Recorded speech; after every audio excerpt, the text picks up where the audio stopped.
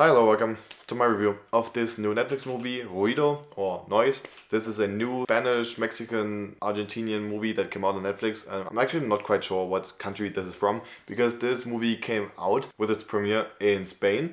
It also is a Spanish language movie, but it had its theatrical release in 2022 in Argentina, and then this January in 2023 it came out in Mexico. So yeah, it's kind of weird, and also like this movie is not that popular, so I can't really find a lot about this movie on the internet. So yeah, it's definitely a movie that is a little bit smaller, even though it's a Netflix movie. So yeah, this movie is about Julia, and Julia is a mother of a 25-year-old daughter. This daughter studied psychology and is a grown woman, and now she's missing for 9 months. The movie basically follows Julia on her path of trying to find her daughter. On that way, she meets a lot of other women who also have the same fate as her, because they also have children or family members that are missing. So yeah, this movie takes place in Mexico.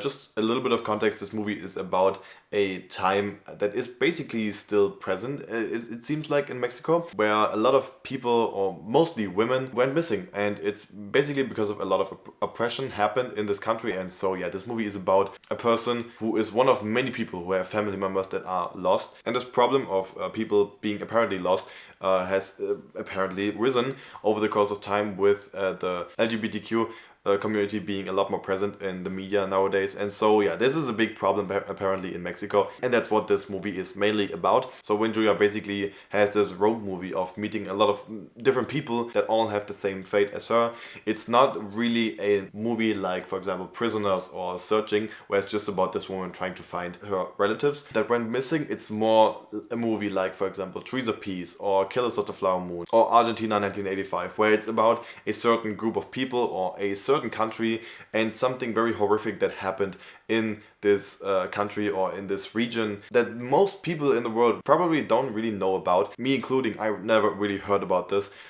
So yeah, that's basically the category that you should put this movie into, even though it's still very difficult to put in the category because it's a lot of different genres. I have to say, it's a drama, it's also a political movie in a way, it's also a thriller, it's also a mystery, a crime movie in a way. And here's the problem I have with this movie in a way, and that's basically that this movie is more political than it is actually like a good movie and a good story that's being told. And I found the topic that this movie is talking about and the history that this movie is talking about a little bit more interesting than the movie itself. But the movie is definitely not bad. It's a good movie, I have to say.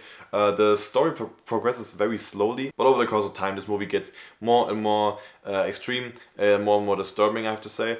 It starts out with just this person, Julia, this woman who is grieving about her daughter, who's again been missing for 9 months. She also has a, it doesn't seem like he's the husband anymore. It seems like they are living separately, but because it's their daughter, they are grieving together. And that's basically where this movie starts out. It's just about these two grieving about a missing child, and then it slowly progresses into something more different when she visits different types of people, when she actually tries to find her daughter. She visits, for example, a group of women who are actually trying to find their missing relatives in some way by themselves. They realize they are not really getting any help from the government, which Julia isn't either. So they just take matters into their own hands and try to find these people, try to find clues. And there Julia hears a lot of different stories as well from different women who also have this same thing in common, which is not a very happy thing to have in common, but you know. And later in the movie she also meets a group of protesters, and not just a group, she is in a protest against all of these atrocities that are like happening to the people in Mexico, and especially women. The beginning of this movie is definitely intriguing. I went into this movie completely blind, and so this movie always seemed like it hinted at something very big, like a big conspiracy, which in a way there is, but there's a lot of political context that I don't really know much about. But in the beginning it seemed kind of intriguing because both the story of the grieving mother and also like this conspiracy that is slowly unfolding. But I have to say that I was not super interested in it because I don't really know why. There's nothing objectively really wrong with it. It's just something I didn't really connect with. What you see in the first half of this movie basically feels like a documentary.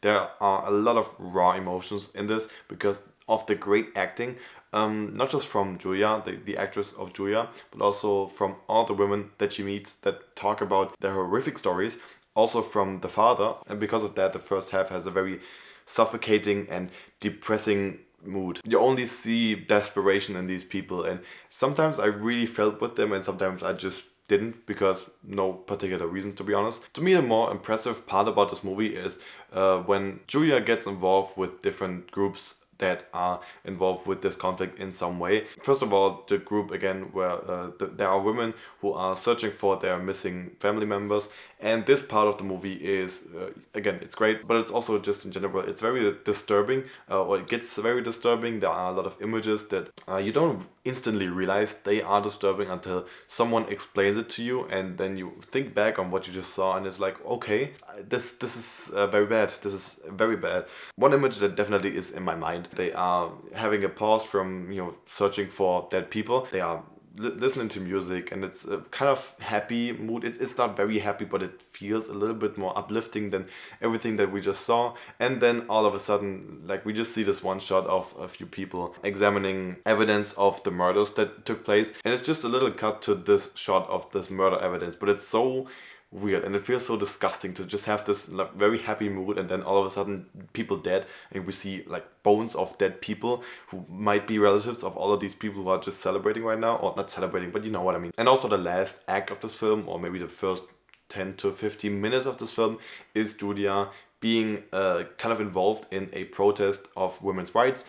And this part of the movie is amazing. It's her basically in a situation like in Trial of the Chicago 7. It's this complete escalation of this protest because police is getting involved with it, and there's a lot of violence, and it's disturbing and it's disorienting. It's incredibly stressful. It also feels a little bit like the Riz Ahmed short film, The Long Goodbye, which also won an Oscar, because it's a relatively peaceful thing that is happening. It's just people protesting for women's rights, and all of a sudden the police comes in and just like beats them and completely escalates the situation. But again, I have to say that I think this part of the movie is mostly interesting because of the general situation we are witnessing. It's not really because of Julia, the main character. I don't know what exactly it is, but I just find myself not as interested in her. I just find myself more interested in, again, the topic and the story around this, and not her. So yeah, this movie is definitely worth a watch.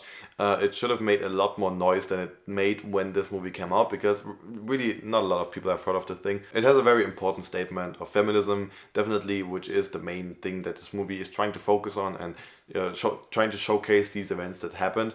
I don't know how exactly these events happened, but it doesn't feel like something that would be too far from reality, which is kind of sad. It's just that this movie is sometimes very dull and just not that interesting, because it tries to focus a lot more on the character of Julia, who in my opinion is not the most interesting character. And also there's a lot of dream sequences that are very little, and they don't take a lot of space in this film, but I just wanted to mention them, that they really don't fit in this film. It's a very real story, and just having these little dream sequences just feels a little out of place. But it's still a movie I would recommend. I would still say this is a very important movie. It's definitely not bad. And so I give this movie a 6.5 out of 10. Thank you for watching my review. Here are 2 other videos that you could watch. I don't know what exactly they are, but thank you for watching. And yeah, see you next time.